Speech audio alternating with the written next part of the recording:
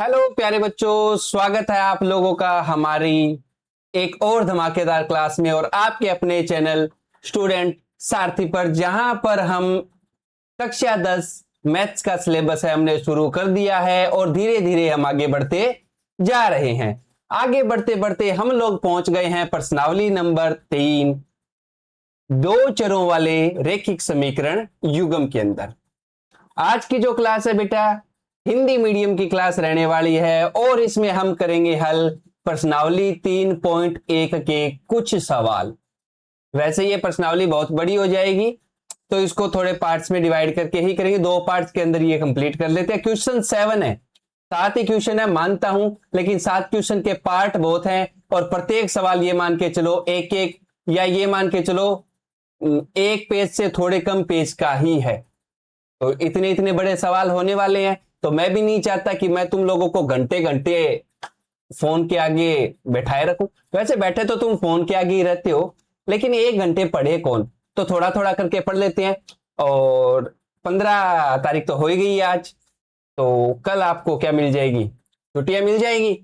फिर अपने क्लास की टाइमिंग भी थोड़ी सी क्या कर देंगे, इंप्रूव कर देंगे। ट्राई करेंगे कि सुबह जल्दी अपलोड कर दी जाए। अभी टाइमिंग अपनी चल रही है शाम के 4 बजे। ठीक है बेटा, तो चलिए शुरू करते हैं आज की क्लास बिना किसी देरी के और एक बेहतरीन जुनून के साथ। चलो ये लो, ये आ गए हम क्लास के ऊपर। सबसे पहले तुम लोगों को दिखाई दे रहा होगा कि आज हम क्या पढ़ेंगे, दो चरों वाले रैखिक समीकरण युग्म और क्वेश्चन नंबर 1 से लेके 3 तक। इसका बेटा इंट्रोडक्शन वाला वीडियो मैं पहले ही डाल चुका हूं। अगर किसी बच्चे ने नहीं देखा है तो यहां पर आई बटन पे क्लिक करके और इसका आप क्या कर सकते हो, जो पुराना वीडियो है, जो पहले का अपना अपलोडेड वीडियो है इंट्रोडक्शन वाला, वो यहां से आप देख सकते हो। दूसरा, आगे का मैं करवा ही रहा हूं, तो देखो क्वेश्चन 1 से 3 तक। ठीक है, चलिए। तो अच्छा, यहां पर देखो लाइक शेयर और सब्सक्राइब कहा हुआ है, तो वीडियो को लाइक भी कर दिया करो और शेयर भी कर दिया करो और चैनल को सब्सक्राइब यानी गुड़ शक्कर भी कर दिया करो। देवी और सज्जनों, शुरू करते हैं अपनी प्रश्नावली नंबर 3 का पहला अभ्यास। 3.1 का पहला सवाल ये रहा। क्या है अपना सवाल भाई, हैं? दिख रहा है तुम लोगों को? अच्छे से दिख रहा होगा। चलो मैं पढ़ के सुनाता हूं, सुनो। निम्न समस्याओं में रैखिक समीकरणों के युग्म बनाइए। सबसे पहली बात, आपको क्या बनानी है बेटा, समीकरणें बनानी। उनके ग्राफीय विधि से हल ज्ञात कीजिए। ग्राफीय विधि से क्या ज्ञात करने हैं, हल ज्ञात करने हैं। Very good. पहला भाग देखो, कक्षा 10 के 10 विद्यार्थियों ने एक गणित की पहली प्रतियोगिता में भाग लिया। रेडल कंपटीशन था क्लास 10 का, 10 विद्यार्थियों ने भाग लिया। अब वो लकड़े थे या लकड़ी थी, नहीं मतलब लड़के थे या लड़की थी, बॉयज थे या गर्ल्स थे, उसका पता नहीं। यदि लड़कियों की संख्या लड़कों की संख्या से 4 अधिक है, लड़कियों की संख्या लड़कों की संख्या से 4 अधिक है, यानी कंपटीशन में लड़कियों ने ज्यादा भाग लिया है, और कितनी, पूरी 4 लड़कियों ने, तो प्रतियोगिता में भाग लिए लड़कों और लड़कियों की संख्या ज्ञात कीजिए। चलो करते हैं ज्ञात।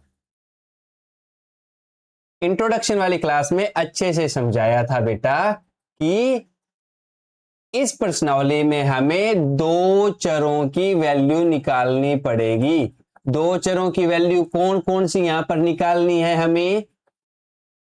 सर चर है ही नहीं। अरे चर बेटा मानने पड़ेंगे, लड़कों की संख्या और लड़कियों को संख्या को मानना तो पड़ेगा ना। चलो, तो माना कि प्रतियोगिता में भाग लेने वाले लड़कों की संख्या x और लड़कियों की संख्या y। ये लो आगे दो चर, यानी अब आपको x और y की वैल्यू ज्ञात करनी। प्रश्नानुसार देखो, उसने कहा है कितने विद्यार्थी है बेटा, 10 विद्यार्थी है, तो x और y को जोड़ूंगा तो कितने आने चाहिए, 10। कितने विद्यार्थी, 10। समीकरण नंबर 1। दूसरी शर्त ये कह रहा है कि लड़कियां ज्यादा है, और कितनी ज्यादा है, 4। कितनी ज्यादा है, 4 अधिक है। दो काम हो सकते हैं, जो ज्यादा है उन्हें कम कर दो, या जो कम है उन्हें ज्यादा कर दो। दो ही तरीके से बराबर हो सकते हो। तो क्या करेंगे, देखो लड़कियों की संख्या है वैसी की वैसी रखती है, लड़कों की संख्या कितनी है, 4 कम है ना, तो इसमें हम क्या कर देंगे, 4 जोड़ देंगे। जो कम है उसमें 4 जोड़ देंगे तो वो बराबर हो जाएगा। जैसे कि एक एग्जांपल सुनो सुनो, एक बात होता तो देखो, आप दो भाई बहन हो, ठीक है, दो भाई दो बहन, जैसे भी आपको समझना हो आप समझ सकते हैं, बस हमें समझने से मतलब है। एक के पास 6 रुपए हैं, एक के पास 10 रुपए हैं, मुझे दोनों को बराबर करना है। या तो 10 रुपए वाले से 4 रुपए ले लूं तो बराबर हो जाए, या फिर जिसके पास बेटा 6 रुपए है उसे 4 और दे दूं तो 10 हो जाए। यानी जिसके पास ज्यादा है उससे छीन लो या कम कर दो और कम वाले में जोड़ दो। चलो, समीकरण 2 भी समझ में आ गई होगी। अब ग्राफ खींचने के लिए हम समीकरणों के कम से कम 3-3 हल क्या करेंगे, निकालेंगे। देखो समीकरण 1 को, या समीकरण 1 के लिए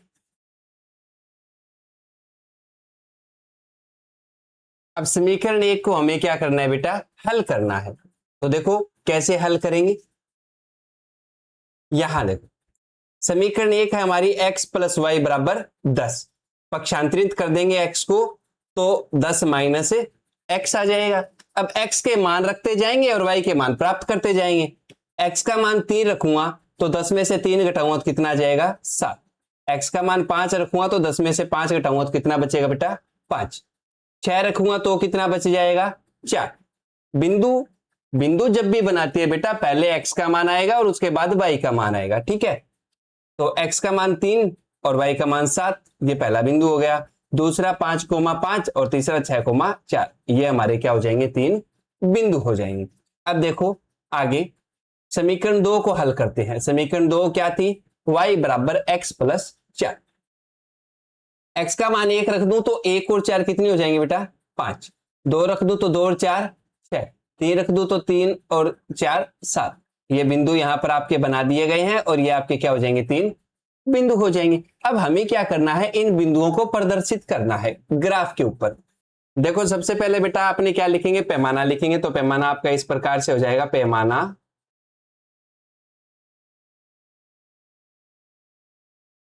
x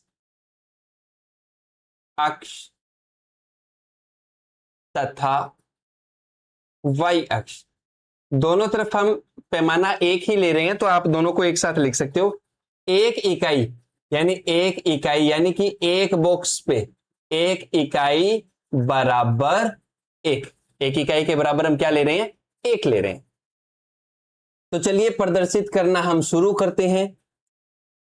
सबसे पहला बिंदु ए 3,7, कहां है 3, ये 3 रहा और ये 7 रहा, ये आपका हो गया बेटा पहला बिंदु ए 3,7। दूसरा बिंदु है 5,5, ये आ गया 5 और ये भी आ गया आपका 5, ये हो गया बिंदु नंबर बी 5,5। फिर बिंदु सी 6,4, ये 6 आ गया और ये आ गया आपका 4, ये आ गया आपका 6,4। इनको मैच कर दो, ऐसे कर दिया मैच। अब देखो दूसरा, यहां पर आता है अपना बिंदु P 1,5, 1,5 ये रहा, ये आ गया बिंदु P 1,5। Q 2,6, ये आ गया आपका Q 2,6 और तीसरा 3,7, ये वाला बिंदु, इनको मिला दो। जहां पर दो बिंदु प्रतिच्छेद कर रहे हैं देखो, वो ही आपका क्या होगा, उत्तर होगा ग्राफीय विधि के अंदर। तो अब हम इन बिंदुओं को ग्राफ पेपर पर आलेखित करेंगे और रेखाएं खींचेंगे। खींच दी हमने। हम देखते हैं कि रेखाएं एसी और पीआर में कुव्यनिष्ठ बिंदु कितना है, 3,7। देखो 3,7 पर क्या कर रही है, प्रतिच्छेद कर रही है। क्योंकि प्रतिच्छेद बिंदु के निर्देशांक 3,7 है तो पहला मान हो जाएगा x का। x हमने क्या माना था, लड़कों को, यानी लड़कों की संख्या कितनी हो गई बेटा, 3, और लड़कियों की संख्या कितनी हो गई, 7। ये था आपका पहले सवाल का पहला भाग। ठीक है, ग्राफीय विधि से हल इस प्रकार करते हैं। उम्मीद करता हूं अच्छे से आपको समझ में आ गया होगा। और अब अपने बढ़ते हैं बेटा नेक्स्ट क्वेश्चन की ओर। क्वेश्चन नंबर पहले का दूसरा पार्ट।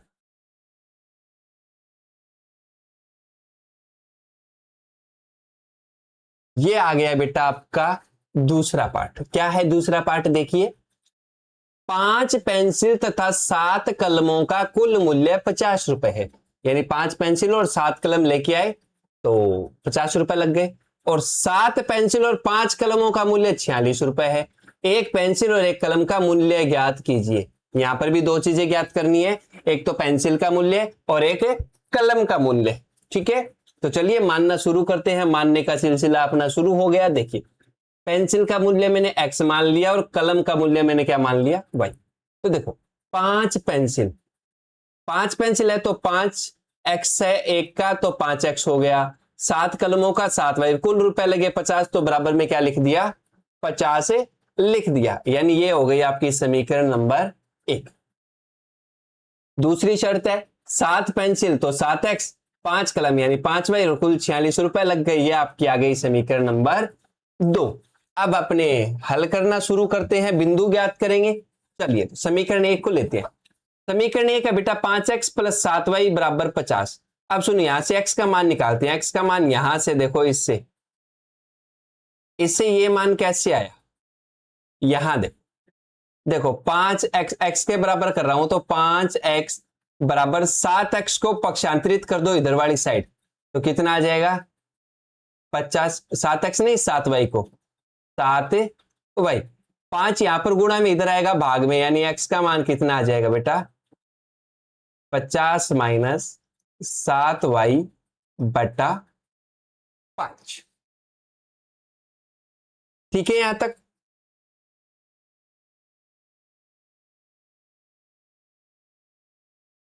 अब सुनो, तो यहां तक तो आपके बेटा समझ में अच्छे से आ गया। अब सुनो, y का मान ऐसे ही कोई भी उठा के मुंह मत रख देना, समस्या आएगी। अगर तुम लोगों ने कोई x का ऐसा मान निकाल लिया जो पॉइंटों में आता है तो तुम्हें ग्राफ बनाने में दिक्कत आ सकती है, और उसको मुश्किल क्यों ही बनाना। तो y के कुछ ऐसे मान लेते हैं जिनसे कि x का मान पूरा पूरा आ जाए। देखिए y बराबर 0 रखेंगे तो y की जगह 0, तो ये वाला पद तो 0 हो गया। 50 पर 5 का भाग देंगे तो कितना आ जाएगा 10 आ जाएगा। y का मान 5 रख दिया तो 7 5 35, 50 में से 35 जाएंगे तो कितने बचेंगे बेटा 15, बटा में 5 है, 15 पर 5 का भाग देंगे तो कितना आ जाएगा 3। मैं अगर y का मान 10 रख दूं तो 10 7 70, 50 में से 70 जाएंगे तो माइनस के 20, माइनस के 20 पर 5 का भाग देंगे तो कितना आ जाएगा 4। ठीक है, ये वाला यहां पर अपना क्या होता है क्लियर होता है। यहां तक अपना हो गया। ठीक है, अब देखो मैंने y का मान 0 रखा तो x का मान 10 आ गया, y का मान 5 रखा तो x का मान 3 आ गया, y का मान 10 रखा तो x का मान कितना आ गया माइनस का 4। अब बढ़ते हैं आगे नेक्स्ट स्लाइड की ओर। नेक्स्ट देखो, अब इस प्रकार से अपने बिंदु बन जाएंगे बेटा ए बी सी। 3 बिंदु हमने बना लिए। अब देखिए आगे समीकरण 2 के लिए, ये अपनी समीकरण है, इसको y के बराबर करना है। तो देखिए 5y तो इधर ही रख लेंगे, 46 ये इधर माइनस में आ जाएगा यानी माइनस का 7x, इधर 5 गुणा में है तो ये इधर भाग में आ जाएगा, यही तो होगा। और यहां से ये क्या हो जाएगा गायब हो जाएगा, यानी 46 माइनस 7x बटे 5। x के मान रखने, x का मान बेटा सबसे पहले 8 रखेंगे। तो चलिए रखते हैं, x की जगह 8 रख दिया तो 7 8 कितना हो जाएगा 56, 46 में से 56 जाएगा माइनस का 10, 5 से भाग दोगे तो कितना आ जाएगा माइनस का 2। अब देखिए आगे 3 मान रखते हैं तो 7 ये 21, 46 में से 21 जाएगा तो कितना बचेगा बेटा 25, 25 पर 5 का भाग दोगे तो कितना आ जाएगा 5। x का मान -2 रखते हैं तो ये देखो -2 रखा तो माइनस का माइनस से गुणा होगा प्लस, और 7 दुए 14, 46 और 14 हो गए 60, 60 पर 5 का भाग देंगे तो कितना आ जाएगा 12। इस प्रकार अपने बिंदु x के मान और y को मान एक साथ रख करके और अपने क्या बना लेंगे बिंदु बना लेंगे। 8 मान रखा था हमने x का, तो y का मान आ गया 2। x का मान 3 रखा तो y का मान आ गया 5। x का मान -2 रखा तो y का मान कितना आ गया 12। इस प्रकार से अपनी ये सारणी तैयार हो जाएगी। अब इन बिंदुओं को ग्राफ पर दर्शाते हैं। चलो दर्शाते हैं। 10,0 ये लो, a आ गया 10,0, b 3,5 ये आपका हो गया बेटा b 3,5। c -4,10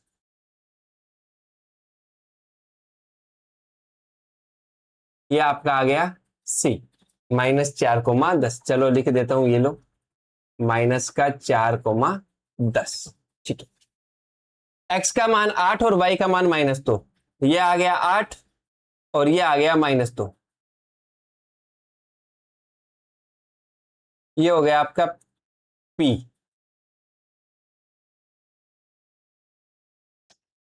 ये हो गया आपका p 8, -2। पहले बिंदु दर्शा देते हैं फिर मिला दूंगा इनको।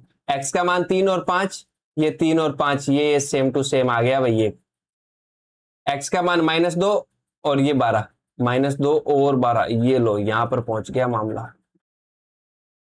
तो p ये q आ गया सेम वाला, q भी यहां लिख देता हूं, क्या है आपका 3,5 और ये आ गया आपका r। ये हो गया आपका -2,12। ठीक है।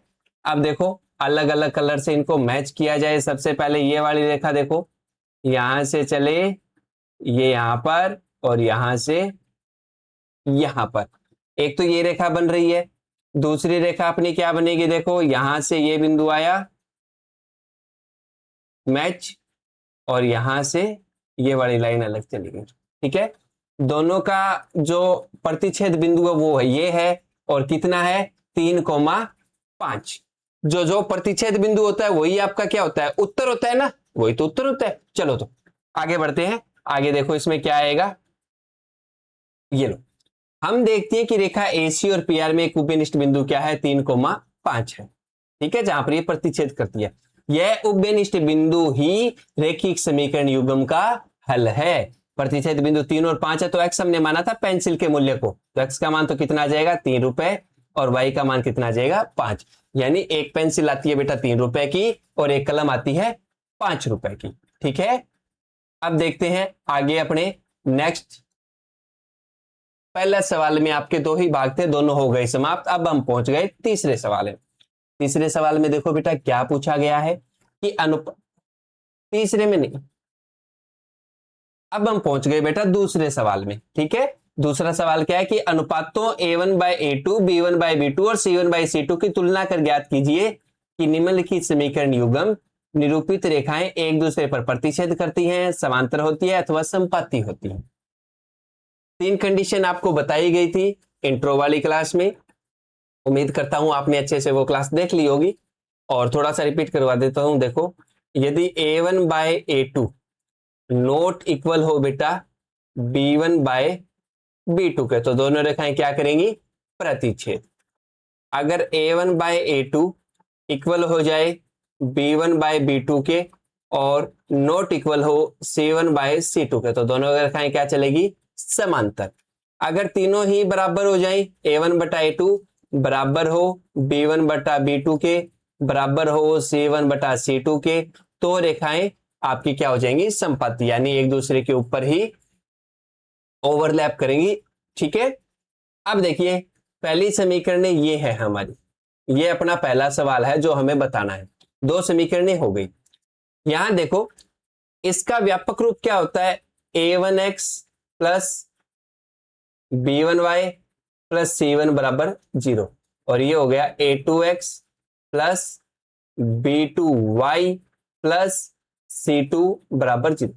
A1 से तुलना करूं तो A1 की वैल्यू 5 आ रही है, 5 आ गया, प्लस या माइनस का चिन्ह बेटा साथ में आता है, तो B1 की वैल्यू -4 और C1 की वैल्यू कितनी हो जाएगी 8। 7 A2 की वैल्यू, 6 B2 की वैल्यू और -9 C2 की वैल्यू। चलो अनुपात निकालते हैं। 5/7 आएगा इससे, तो और इससे आ जाएगा माइनस का 4/6, काटेंगे तो कितना आ जाएगा माइनस का 2/3। क्या ये दोनों अनुपात बराबर हैं? अगर पहले ही बराबर नहीं आते हैं, यानी A1/A2 और B1/B2 अगर आपके बराबर नहीं आती हैं, तो आपको आगे वाला निकालने की जरूरत नहीं है। हम कह देंगे कि ये दोनों तो बराबर नहीं है, इसका मतलब A1/A2 नॉट इक्वल B1/B2। अतः समीकरण युग्म द्वारा निरूपित रेखाएं एक बिंदु पर प्रतिच्छेद करती हैं, यानी प्रतिच्छेद करती है तो प्रतिच्छेदी लाइन हो गई। समझ में आई बात? इसको इतना ही करना है, ज्यादा इसमें दिमाग नहीं लगाना। ठीक है, अनुपातों की तुलना पहले तो अपने को A1 A2 B1 B2 C1 C2 की वैल्यू निकाल देनी है। वैल्यू निकालने के बाद उनका अनुपात जो है वो देखना है कि बराबर तो नहीं है। और अगर कोई भी अपने अनुपात निकालने के बाद अगर कोई बराबर आता है तो कौन सी कंडीशन के अंदर वो आ रहा है? ये अपने 3 कंडीशन है, ये वाली। ठीक है, तो देखो अब अपने आगे बढ़ते हैं, सवाल नंबर 2 का दूसरा भाग। ये भाग आ गया अपना। ठीक है, समीकरण 1 और 2 ले लेंगे वैसे ही। ठीक है, A1 और A2 इनका मान निकाल लेंगे। ये 9/18, 3/6, 12/24। अनुपात ज्ञात किया, 9/18 को कट करेंगे तो 1/2, 3/6 को कट करेंगे तो 1/2, 12/24 को कट करेंगे 1/2। सारे बराबर आ गए, पूरा अनुपात बराबर हो गया। A1/A2 बराबर है B1/B2 के और बराबर है C1/C2 के। तीनों बराबर हुए, बहुत अच्छे। तीनों बराबर हो जाते हैं तो क्या हो जाती है रेखाएं? समपाती। रेखाएं आपकी क्या हो गई? समपाती हो गई। फिर देखिए आगे, नेक्स्ट तीसरा भाग वैसे ही करना है बेटा। समीकरण रख दी, तुलना करेंगे तो A1 का मान आ जाएगा 6, B1 का मान आएगा -3 और C1 का मान आ जाएगा 10। A2 का मान 2, B2 का देखो यहां पर कोई भी आपका वो नहीं है, यहां पर आपको कोई भी संख्या दिखाई नहीं दे रही है, कोई भी गुणांक नहीं है। तो जहां कुछ नहीं होता वहां पर भगवान होते हैं और भगवान आपका 1 होता है। तो ये हो जाएगा बेटा -1। इधर देखो आगे क्या है, प्लस का 9, तो ये आ जाएगा आपका प्लस का 9। अनुपातों की तुलना करते हैं। देखो A1/A2 का मान निकालते हैं। A1 का मान है 6 और A2 का मान है 2। 6 पर 2 का भाग देंगे तो कितना आ जाएगा? 3 आ जाएगा। ठीक है, यहां पर -3 और -1 है। -3 और -1 इसको लिख दिया हमने, माइनस से माइनस कट जाएगा। 3 पर 1 का भाग देंगे तो कितना आ जाएगा? 3। पहले 2 बराबर आ गए, अब तो तीसरा निकालना पड़ेगा। देखो C1 का मान है 10 और C2 का मान है 9, 10/9। तीसरा तो बराबर नहीं आया, यानी पहले 2 तो बराबर है लेकिन तीसरा बराबर नहीं है। यह कंडीशन किसकी है? समांतर रेखाओं की। यह कंडीशन समांतर रेखाओं की है, तो अपनी दोनों जो रेखाएं हैं वो क्या हो जाएंगी? समांतर हो जाएंगी। फिर देखो आगे बेटा, नेक्स्ट। उम्मीद करता हूं अच्छे से समझ में आ रहा होगा, और अगर कोई बात नहीं समझ में आए तो वीडियो वापस से देख लेना। अगर फिर भी नहीं समझ में आए तो कमेंट बॉक्स आपके लिए खुला है, कमेंट कर दिया करो। क्लास कैसे लगती है आपको वो भी बता दिया करो। चलो अब बढ़ते हैं आगे। सवाल नंबर 3। 3 नंबर सवाल क्या कहता है? 3 नंबर सवाल कि अनुपातों A1/A2 B1/B2 C1/C2 की तुलना कर ज्ञात कीजिए कि निम्नलिखित समीकरणों के युग्म संगत हैं या असंगत है। संगत और असंगत वाला क्या मामला है भाई? कौन बताएगा? ये लो, ये तो लिख दिया संगत और ये लिख दिया असंगत। याद है कुछ? याद तो बेटा होना चाहिए। देखो संगत क्या होता है? संगत वो होता है जिसमें हमें हल प्राप्त हो। हल प्राप्त सिर्फ 2 कंडीशन में होते हैं, प्रतिच्छेद में और संपत्ति में। और असंगत हल वो होते हैं जिसमें उत्तर नहीं आते। उत्तर किस में नहीं आते? समांतर रेखाओं में। यानी प्रतिच्छेद और संपत्ति रेखा की अगर कंडीशन आती है, शर्त आती है, तो आपका जो रेखिक युग्म है वो संगत हो जाएगा। और अगर समांतर रेखा की शर्त आती है तो आपका जो रेखिक युग्म है वो क्या हो जाएगा? असंगत हो जाएगा। तो पीछे वाले सवाल में बस एक स्टेप और जोड़ना है हमें। चलिए देखते हैं। पहला, 3x प्लस 2y बराबर 5 और 2x माइनस का 3y बराबर 7। 5 है उसको पक्षांतरित करके इधर अपने बाईं तरफ ले आएंगे और ऐसे ही 7 को पक्षांतरित करके बाईं तरफ ले आएंगे। तुलना करके देखो, a1 का मान 3 आ गया, b1 का मान 2 आ गया, c1 का मान -5 आ गया, a2 का मान 2, b2 का मान -3।